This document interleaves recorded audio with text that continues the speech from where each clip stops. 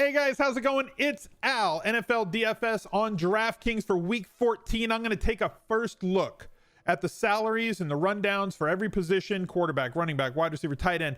We're going to look at a flex. We're going to plug in a 3K defense randomly and see kind of where we're going to be moving into this week.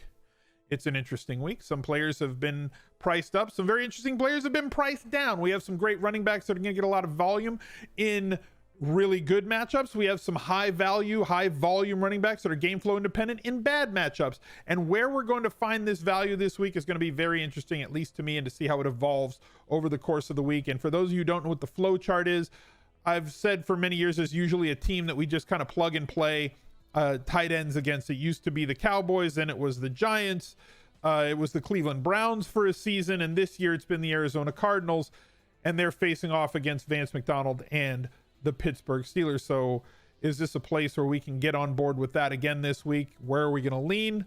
I'll let you know over the next 20 to 30 minutes. So if you guys would be so kind as to drop a like on this video. Let's see if we can get over 750 before time kickoff comes on Sunday for week 14. Subscribe to the channel and ring that notifications bell, because I come out with a ton of content and wouldn't want you to miss any of it. And I want you to let me know in the comments down below, who is the first player when you do your first look? Who's the first player that you're plugging in to your first look lineups for week 14? Would love to know that. And let's get to the video. Let's see what we can get done this week.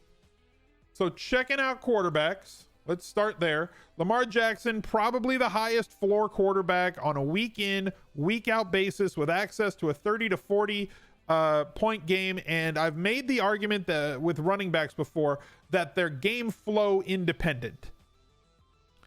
I honestly believe that Lamar Jackson is matchup independent. I don't care what defense the Ravens are playing against. Lamar Jackson is still going to be in play, because defenses are made to stop specific things on offense. And what the Ravens are doing offensively is so far differentiated from anything that any other team is doing at the NFL level that it's not that it's unstoppable. It's just putting defenses into positions that they're not used to being made to defend. And it's also putting them to a decision.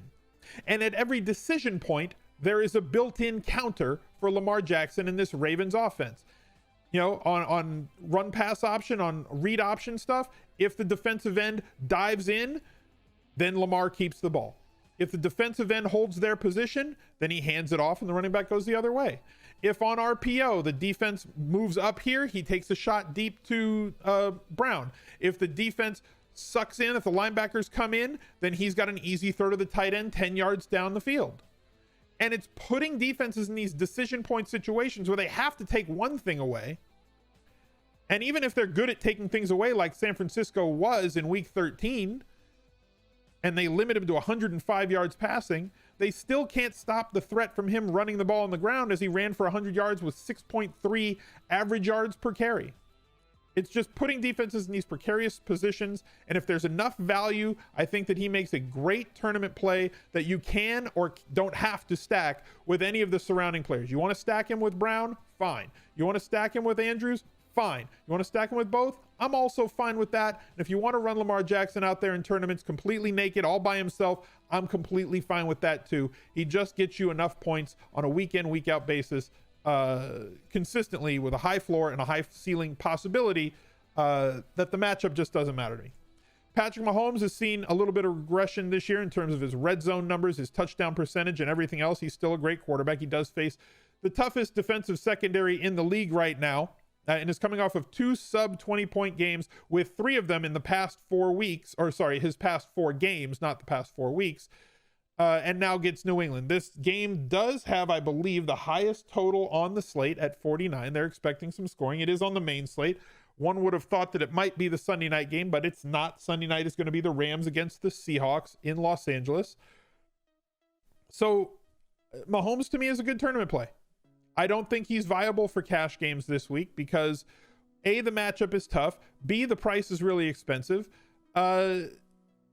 But he does have that 30-point possibility, right? He's got that anytime he steps onto the field. But In terms of cash games, the quarterback band of scoring is not all that wide, so we can find guys that are cheaper in really good matchups. Usually you can find somebody at 6K or below that can 3 to 4x their salary, get you those 24, 25 DraftKings points where you don't need to pay up an extra 1,000 or 2,000, and you can save that to spend on your running backs, wide receivers, tight ends, anything else to give you a leg up at those positions.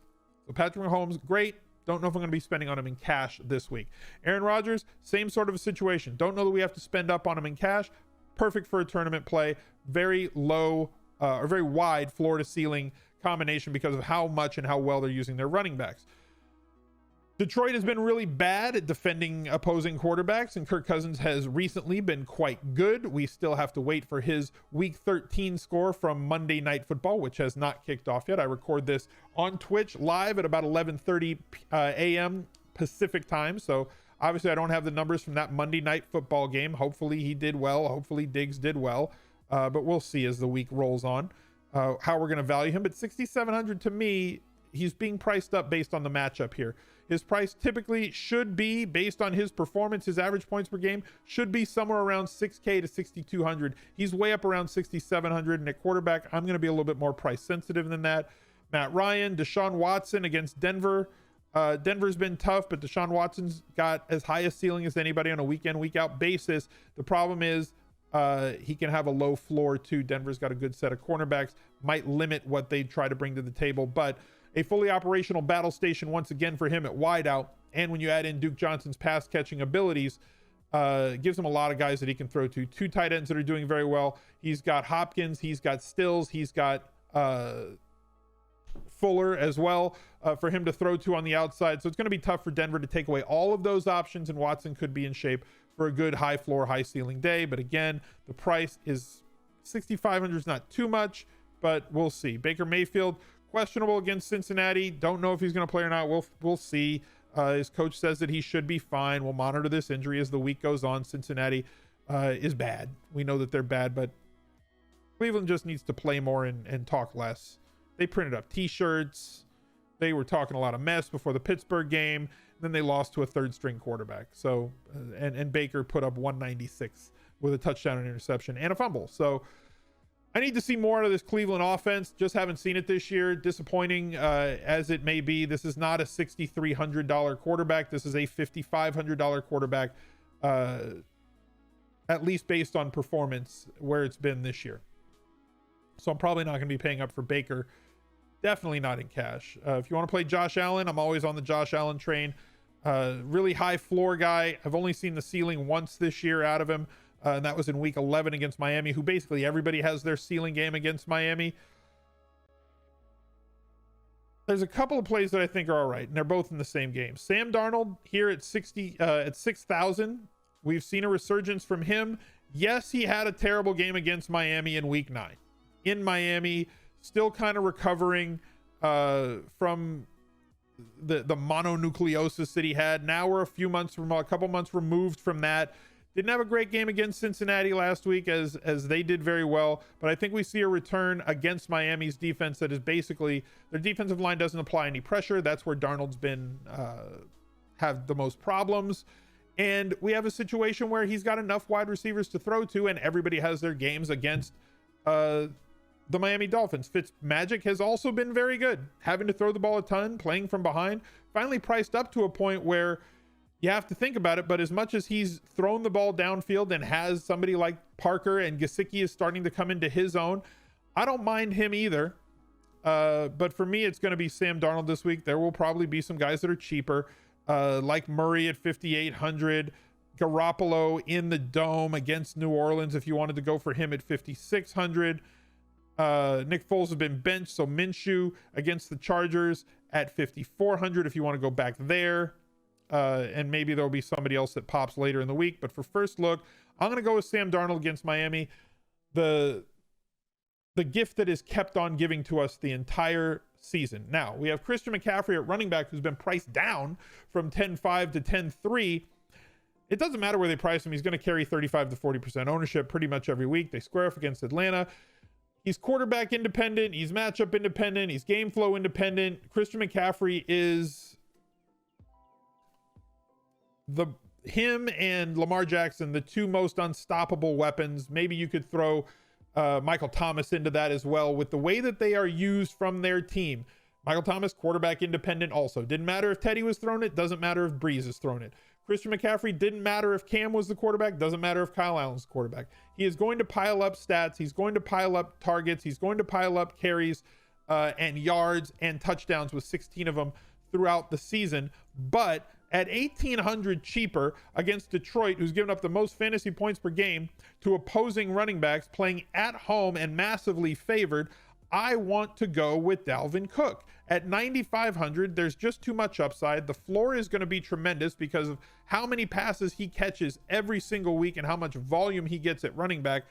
Dalvin Cook's going to be the guy that I start with. And then we have to make some decisions. Derrick Henry has been extremely good, and Oakland's defense has been trending downward. And it's almost like it doesn't matter what defense he plays against. Yeah, Carolina and Kansas City and Jacksonville were bad defenses, but Indy's run defense in Indy is quite good, and he still got 29 touches and is just bowling people over at this time of the season. Much like last season, nobody's healthy at this time of the year in the NFL. Everybody's dinged up. Everybody's a little bit hurt. They're all a step slower in week 14 than they were in week 1. So then when you get a guy that's 6'3", 6'4", 250 pounds, who runs a 4.5 40, how are you going to stop him?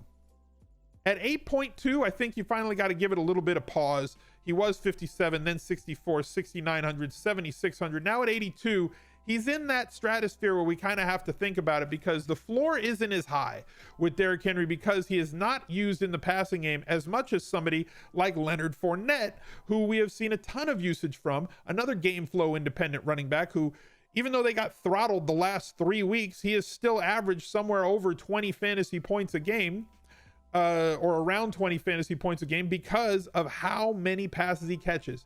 25 catches over the past 3 weeks, still maintains that big playability that he's always had, but the massive change, the progression for him in the passing game has been tremendous this year. And it's something that we don't really see from players as much or as drastically as this, where they've gone from a guy that maybe saw 2 or 3 catches to somebody that catches 6 balls a game. This is a big change for Leonard Fournette. So I think he's definitely in play at 7,800. And I do want to plug him in this spot. So I'm going to plug him, and let's look at some other guys. I love playing anybody against Miami. So Le'Veon Bell certainly in play for me in this spot. But I don't know that we can afford him, having spent up on Cook and Fournette. Alvin Kamara. Yes, it's a really tough matchup against San Francisco, but I love the fact that they're playing at home in this spot. And again, you're looking at a running back who does not need to pound into a line to do well. Tampa Bay is an equally tough rushing defense. He piled up 22 fantasy points against that team with 0 touchdowns. He has no touchdowns over the past 4 weeks, and is averaging about 15 to 16 DraftKings points a week, is only 7K. If he does find his way into the end zone, whether it's on a 1-yard plunge or he busts a long one from 20 yards or deeper, now you have a chance at a really big game at 7,000 for Alvin Kamara. I expect him to be very heavily owned this week. I'm probably going to have a lot of shares myself, but we're going to have to see how this progresses over the course of the week. I prefer Leonard Fournette right now on Monday.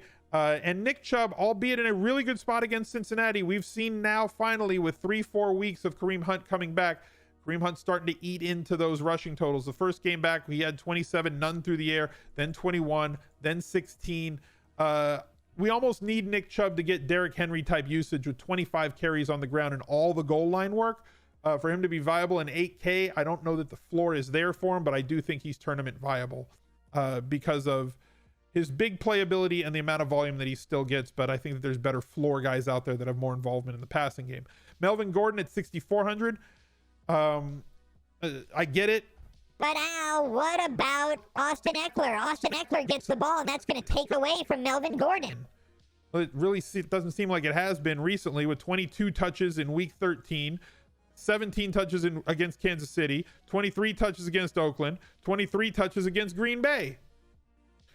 So Melvin Gordon's the guy that gets the ball the lion's share of the time, and Jacksonville's given up 200 plus rushing yards a game, or in a game, 4 different times this season. So Melvin Gordon at 6,400, I think, is a great play this week as well. There's a lot of running backs, at least way more running backs than there were before, but we're going to have to find somebody cheap. And I know that this is going to upset some people, and it's going to make some others very, very happy. But I'm going to turn to our Laird and Savior, Patrick Laird. With nobody able to do anything for this Miami offense, and as much as they have to throw it, and his ability to catch the ball, and Balaj gone, you know, just out of the realm, Philadelphia's got a really good front seven. At least he saw 10 carries, albeit only for 5 yards. But I need value at running back, and I'm willing to take a chance at 4,100 on a guy that could catch 4 or 5 balls, get me 50 to 65 yards from scrimmage. Right there, we're right in the range of value, the 11 to 15 points that I need from him. And if he can find his way into the end zone, all the better. I'm hoping that he averages more than 0.5 yards per carry against a Jets team that's been somewhat friendly to opposing running backs. So we're going to plug him in for value. We can adjust this flex later if we have to for time of start. I'm not going to do it for first look. We're probably now with an average salary of 4,500. Let's plug in our 3K defense. I don't care who it is. Don't at me. Worry about defense as the week goes on. At wide receiver, we're probably going to have to find value. Michael Thomas, somebody I want to play every single week. So I'm going to have a high exposure to in tournaments every single week because his worst game of the year came on Thanksgiving against Atlanta with 10.8 DraftKings points. I'm expecting a bounce back here, even though it's a tough defense with San Francisco. High amount of targets coming his way, high totaled game, playing in the Superdome. He's definitely in play as that price has come way down to 8,300. Tyreek Hill, tournament only for me, especially with the matchup problems there. Davante Adams sure was a misprice last week at 7K. They bumped him up to 8K. Now facing off against Washington. Still in play for me, mostly in tournaments though. Stephon Diggs, if you want to pivot off of Dalvin Cook and onto Stephon Diggs, if Thielen is still out, I think that it makes more sense with him seeing big splits when Thielen is out, in improvement to his fantasy points per game on DraftKings as opposed to the games where Thielen has been in. I'd much rather play Diggs with Thielen out. Some players complement one another for fantasy purposes. Those two kind of cannibalize one another when they're both on the field, almost like the two guys on Tampa Bay, where you kind of have to pick one, whether it's going to be Godwin or whether it's going to be Evans. For me, I'm going to lean Evans. I've leaned Evans more times than I've leaned Godwin this year. Early in the year, I was on Godwin when the price was low. Once the price gets to be very, very much the same, I've been on Team Evans. And the thing for me is, when Evans was having these bust out weeks against Carolina and Tennessee and Seattle, when he was seeing mid-teens type of targets, the price started elevating, the ownership starts elevating, and then it gets to a point where people kept chasing and the price kept going up. 7,600 against Arizona, a lot of people on it. 7,400 against New Orleans, a lot of people on it, especially that week. I believe that Lattimore was out. I myself was on Evans that week as well. I'm not saying that's like, oh, I'm smarter than everybody, I got off. No, that's not what I'm saying at all. But now you've had 4 straight weeks that were subpar for the salary, and people get burned and they look for that next guy and they start to play whack-a-mole, or they start to chase the ball around the roulette wheel, right? Oh, 36 came up last time, I'm going to put my money on 36 this time. So what happens is the price starts dropping. The price comes down from where it was at its ceiling. The ownership comes down as the performance came down. And now we have a spot against Indy, who has struggled against opposing wide receivers, for us to jump back on at a lower ownership, at a lower price, and hopefully we can catch that rocket ship all the way to the top of the tournament. I love Mike Evans for tournaments this week. We are going to have to find value, though, on this slate because of what we did at running back. So for me, I'm looking down in this range. Down here, 6,000 and down, let's say. So where can we find it? We mentioned Fuller and his ability to get downfield. Zach Pascal had a 7-catch game with T.Y. Hilton out. We're going to have to see if T.Y. Hilton is still out before we decide if he is playable or not. He's been used more so when Hilton's been out. His splits with him out versus him in, obvious, more targets, more routes.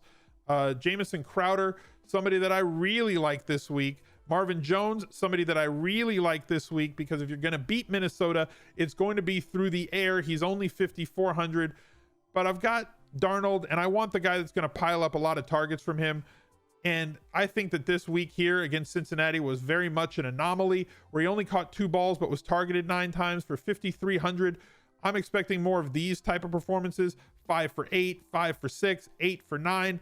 And if he can find his way into the end zone, great. But it's going to be easier for Jamison Crowder to pay off this salary just on volume alone, with the amount of targets that he gets against a Miami team that really can't stop anything. So give me Crowder as the first play here. Coming down a little bit, AJ Brown might be in a tournament spot here with his quarterback Tannehill playing so well, but still not enough volume for me. I want a little bit more volume. I want a higher percentage market share. He's a boomer, a bust play from my perspective. So is Terry McLaurin, but less because of McLaurin, more because of the quarterback situation there, as he's just gotten missed. He's going to have another big game before the season's over. I believe that to a fault. I believe that Terry McLaurin is a very, very good football player and potentially a very good slate-breaking wide receiver if his quarterback can find him, as he's got enough air yards to be able to do damage. He is being targeted in the end zone as much as any other wide receiver in the league on a team that trails a lot. The question is, can we trust him? For tournaments, yes. For cash games or 50-50s, I don't think that we can. Curtis Samuel, though, over 20% market share and 20% of the red zone targets, and coming in at 2K, 2,100 less than DJ Moore. DJ Moore is most certainly the superstar. Curtis Samuel's been missed more than anybody else on long balls this year, and he still maintains the ability to get him to the end zone because of his 20% market share of the red zone targets. If Greg Olsen sits out this week, I think that he sees a little bit of a tick higher in terms of red zone and end zone looks, and at 4,900 is still too cheap against Atlanta, and there's problems in the secondary. The next wide receiver that I want to go to, you know what, let's do tight ends first, because otherwise it becomes really obvious. All the way at the top, Travis KELCE is always in play for me for tournaments. It's not a week that I think that we can play him in cash because of the salaries and where they're at. Same thing goes for Austin Hooper. If he is not injured, if he is back this week, we'll see. He's expected to resume practicing. We'll find out as the week goes on what his injury status is. These guys up here, typically tournament plays only for me. George Kittle in that same sort of boat. Tournament play, don't know that we can reach up for him in cash. Mark Andrews, tournament play, not sure that we can reach up for him in cash. I typically don't play tight ends against Buffalo. I might make an exception this week in tournaments, but he's not running a bunch of routes. He is very touchdown dependent because of how few routes he runs. One, they don't drop back a ton. They drop back 20 to 25 times. When they do drop back, he's blocking half the time. So you're not getting the amount of volume of routes that we're getting with so many of the other tight ends, and you're paying a premium for somebody who's extremely touchdown dependent. If he does not score a touchdown, he does not have a good fantasy day, as opposed to some other players who can have a good fantasy day without scoring touchdowns. I think that we see a bounce back week from Hunter Henry. Jack Doyle, one of my favorite tight ends before the season started, and now with all the injuries that they've had, and we predicted that he was going to be one of the better value plays last week, and he's got a great matchup this week, a $1,300 price hike. At 4,600, I think that he's playable. I really do, especially with the Eric Ebron out, with the bump in overall usage that he's going to get, the bump in routes that he's going to run, and the bump in red zone and end zone targets that he should see in the absence of Eric Ebron. And now with the second best matchup for opposing tight ends with Tampa Bay, I like him more than at 4,300 Vance McDonald. Vance McDonald is not running as many routes. He's running routes on about 70% of his quarterback's dropbacks, but he's dealing with the team's third string quarterback right now in Duck Hodges, and has been priced up for the matchup from his middle 3K. Now, if he was 3,500, lock and load Vance McDonald for me, right? Like, we've had this situation before a couple weeks ago against Cincinnati when he only saw one target. He's got 4 targets over the last 2 games. He's got 5.1, 1.1, 6.3, 4.3 fantasy points over the last 4 games. And yes, the Arizona defense against tight ends could be the cure to all that ails you when you're an opposing tight end. I mean, we all slammed Higbee into the lineup last week in the absence of Gerald Everett, and we saw that coming the week before as he was out snapping Everett before Everett left that game with an injury. But he was 2,500, and the paths to failure were very slim. If he put up 6.3 points last week, Higbee, in week 13, it would have been like, well, he didn't score a touchdown. Oh, well, but he didn't kill us. He's 2,500.